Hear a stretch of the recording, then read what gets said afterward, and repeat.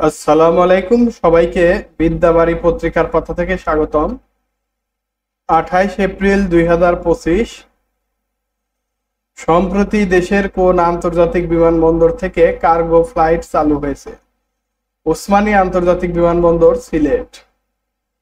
সাহসিকতা ও বীরত্বপূর্ণ কাজের জন্য এবছর বিপিএম ও পিপিএম পদক পাচ্ছে ৬২ জন। সম্প্রতি ঢাকার রাস্তায় চলাচল উপযোগী আধুনিক রিকশা উদ্ভাবন করেছেন যন্ত্রকৌশল বিভাগ, বুয়েট।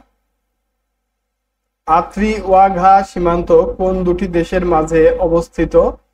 পাকিস্তান, ভারত।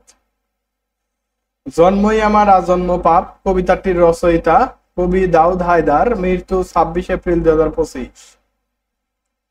ডাকসুয়ের পূর্ণরূপ ঢাকা বিশ্ববিদ্যালয় কেন্দ্রীয় ছাত্র সংসদ।